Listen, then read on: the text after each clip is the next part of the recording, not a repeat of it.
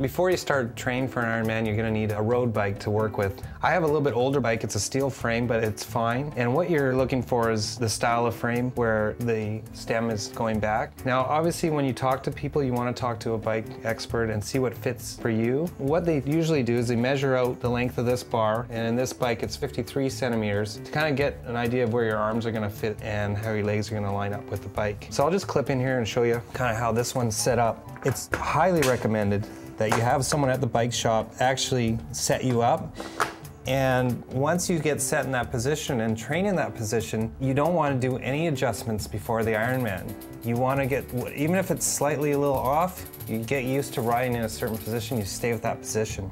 Technically, the ball of your feet sit over the pedal like this, and they'll get you to spin around, and they'll usually drop a string and see that that string drops over your toe. And that's how they usually line up that piece there.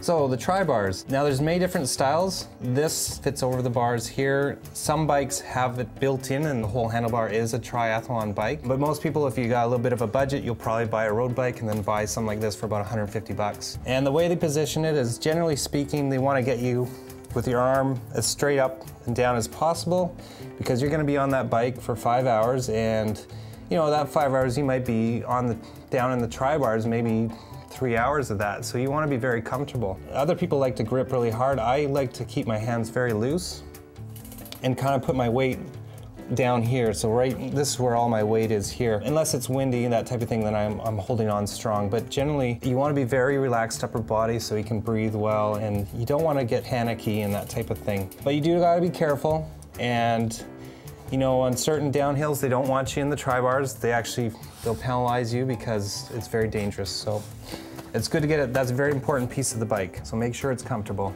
I paid $800 for, it's probably an 8 or 9-year-old bike. If you go to a bike shop and you're gonna buy a new one, that's something that you wanna use in Ironman, you won't pay under $1,500, but you don't need that. The reality is you're the engine. The bike is just a bonus type of thing. If you can get a lighter bike, great, but your training is what's gonna make you a faster rider, not the bike. This steel frame is a very heavy bike. This is 21 pounds. Most of the new bikes you buy might be 17. So on a hill, 3-4 pounds is a huge advantage, but some people can't spend that kind of money because that's very expensive. I mean, just the tires I bought used off the bike shop. The rim itself and the hub was $150. The tire tread was $100 on its own. I mean, the prices can add up even on a used bike, so you just want to be wary of what you're getting into. But once you're committed, yeah, spend the money, especially with the tires. You don't want a flat. There's no tread on these tires, but they're actually extra grippy, even in the wet. You know, you might be hitting 60 to 80 kilometers an hour and you want to be sticking to that road, so that's very important.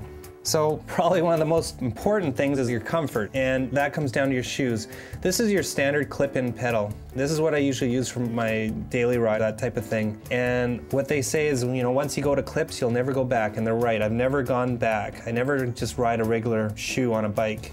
These shoes, however, got quite a larger clip. And there's also a different angle on the shoe. And what it does is it allows you to get a better stroke through the pedal. So when you're spinning around, when you're pulling up, you're actually pulling up on the back like that. I love these. I highly recommend getting these clips. You feel really secure in the pedal, and yeah, the stroke just feels so much better. It's smooth all the way around. Also, during the transition areas, you don't want to deal with laces. Even though, you know, a lot of times you don't have to go too far.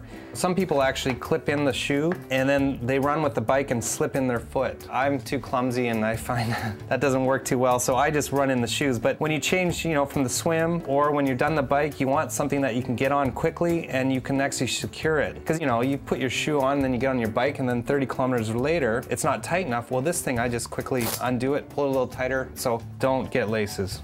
Now, clothing is also a big part of it. This is the chamois that they put in. As you can see, it's quite thick. When you're on the bike for 180 kilometers, you want something nice. And the seat's padded and all that, but if you don't have something like this, you're gonna get some nasty, nasty saddle sores. These shorts that I'm wearing right now actually have a smaller chamois in them because they're more for running. These are typically what you would use for something like an Olympic distance triathlon, but I opt to use these for this one because they really have a lot more flex. do your riding and your running in the shorts and see how it feels, because this is not something that you want to, get off the bike and realize that you got to run a marathon in something that you can't run in. In the olden days, I think they used to just change their shorts, get naked and throw on a pair of running shorts, but they don't do that anymore. You usually run in your bike shorts. So this is just a train shirt, but you want something light and white, reflective of the sun. Very critical. This is not the one I would use because it's a long sleeve, but what I recommend is a short sleeve. People that wear the cutoffs here usually get a nice sunburn on here, and that's not too pretty when you're running. This is called wick away. The sweat and perspiration goes away from your body. You want it to wick away and keep you dry. Now, when you're doing an Ironman, you can't avoid that. You're inevitably going to be covered in sweat and salt and all sorts of things, but the more you can get away, the less you're going to get rashes and things like that, because you don't want a rash when you're running a marathon. So finally, for running, you just need a good shoe. I recommend Running Room. They have a lot of shoes. You want something that's going to have a lot of padding, because in a marathon, your feet take a beating. You also want something that's light and provides a lot of air filtration. You can't see through here, but basically, these aren't waterproof. They breathe extensively because your feet get really tired and sweaty. So yeah, just get a good shoe and run on it lots. Don't run in new shoes. I know you're going to be in a hurry when you're doing an Ironman and you're changing shoes, going from your bike shoes. Always use the last lace. You really want to keep your foot secure, because if you're sliding around over a marathon, you're going to run into problems. Your feet are going to get really tired if they're moving around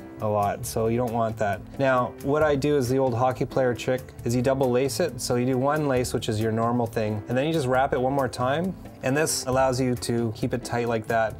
Now you have to remember, you've just done 180 kilometers on the bike, you're tired, so you don't want to do your shoe up loose. You want to do what's comfortable, of course. You don't want to do too tight, but you want to make sure that you're not, retying your shoe a mile down the road.